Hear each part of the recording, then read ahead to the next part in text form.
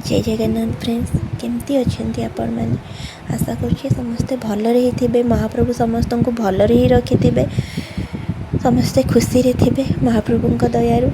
से सेमिति ही दयालु और कृपामय, कहार दुख से देखिपारे, समस्त को खुशी रे भलरे ही रखे।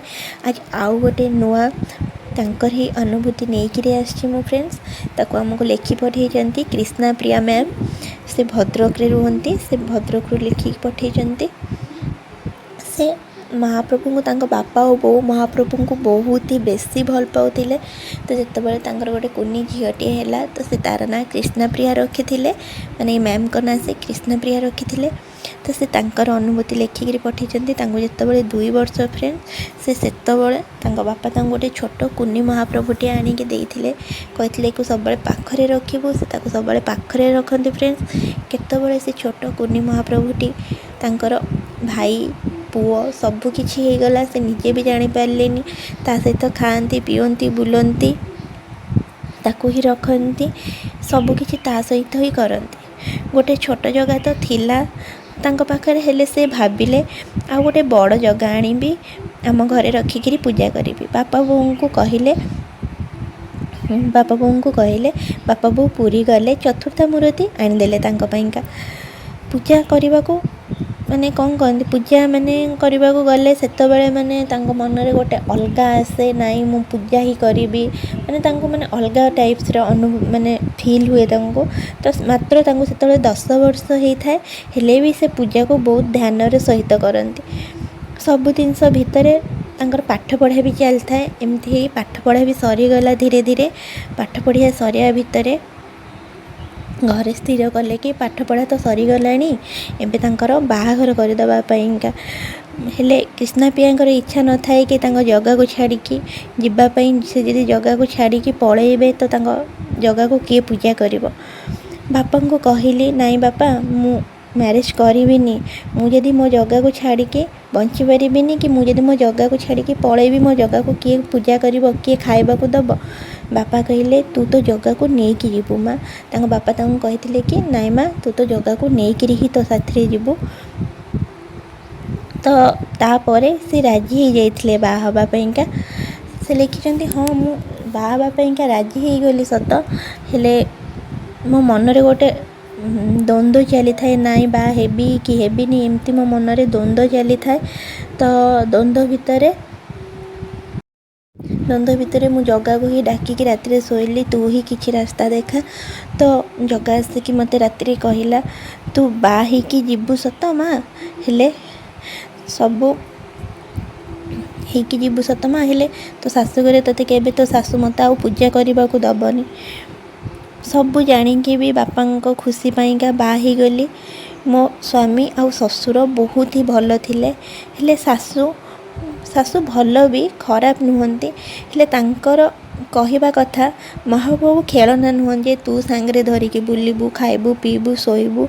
महाप्रभु तो मंदिर रे रहिबे, से मंदिर रे पूजा पाइबे, एमित बहुत किछि कहले। मो जगह को नहीं गोटे मंदिर रे दे देले, माने एमित किछि बहुत किछि कहला परे तांको जगह को नहीं महाप्रभु को नहीं तांको सासू माँ गोटे मंदिर रे दे देले।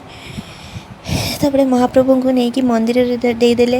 एपटे कृष्णप्रिया भी मैम भी झुरु थांती तांको जगह को देखिया पाइंका, जगह भी झुरु थांती तांको माँ को देखिया पाइंका। एमिति केते दिन गला, एमिति गला परे किछि दिन मु भी माने कृष्णप्रिया मैम लिखिं कि से भी बहुत झुरु था, बहुत मन पकाऊ था। जगह सेपटे नना जो मंदिर रे नहीं सासू दे महाप्रभु को, सेठी ना से नना हाथ किसी खाऊ था ना पीऊ था, कि करू न था। से जिनस गुड़ा कृष्णप्रिया मैम को फील भी होता है।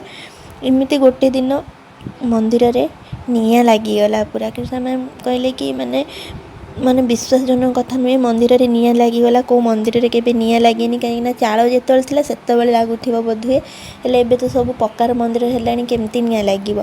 हेले भी निया लागी जाइथिला से मंदिर रे, पूरा मंदिर जळु थाए।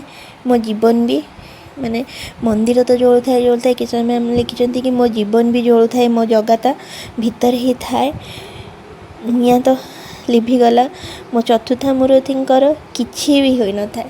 ସେ ଲେଖିଛନ୍ତି ମନ୍ଦିରରେ ଜୋରରେ ନିଆଁ ଜଳୁଥାଏ, ତାପରେ ନିଆଁ ଲିଭିବା ପାଇଁ ଲୋକ ଆସିଲେ, ନିଆଁ ବି ଲିଭିଗଲା, ହେଲେ ତାଙ୍କ ଚତୁର୍ଥା ମୂର୍ତ୍ତିର କିଛି ବି ହେଇନଥାଏ। ଠାକୁର ସେମିତି ଥାଆନ୍ତି। ତାପରେ ତାଙ୍କ ଶ୍ୱଶୁର ଗଲେ, ଯାଇକିରି ଚତୁର୍ଥା ମୂର୍ତ୍ତିଙ୍କୁ ଘରକୁ ନେଇକି ଆସିଲେ। ଆସିକି କ୍ରିଷ୍ଣା ମ୍ୟାମ୍କୁ କହିଲେ, ଦେଖ ମା, ଇଏ ଗୋଟେ ତାର ଲୀଳା, ତୋ ପାଖକୁ ଆସିବା ପାଇଁକା ସିଏ ନ ଚାହିଁଥିଲେ ତା ମନ୍ଦିରରେ କିଏ ନିଆଁ ଲଗେଇଥାନ୍ତା।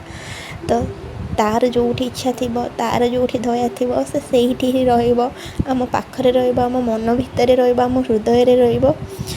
ତାପରେ ତାକୁ ଆଣିକି ସେ ଘରେ ରଖିଛନ୍ତି, ତାଙ୍କୁ ପୂଜା କରିଛନ୍ତି। ଆଜି ବି ସେ ତାଙ୍କ ଘରେ ଅଛନ୍ତି, ତାଙ୍କୁ ସେ ପୂଜା କରନ୍ତି, ଖୁସିରେ ଅଛନ୍ତି, ଭଲରେ ଅଛନ୍ତି।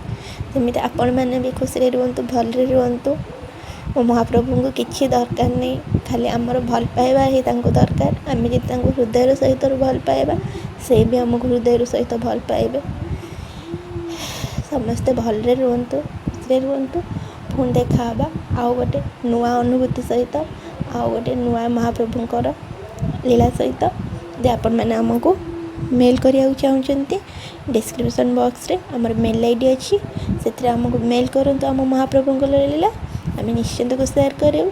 ତ ରହୁଛି ଫ୍ରେଣ୍ଡସ୍, ଜୟ ଜଗନ୍ନାଥ। ପୁଣି ଦେଖା ହେବା ଆଉ ଗୋଟେ ନେକ୍ସଟ ଅନୁଭୂତି ସହିତ। ଜୟ ଜଗନ୍ନାଥ। ନୂତନାମ୍ବୋ ଧରଚାରୁ ମୂର୍ତ୍ତି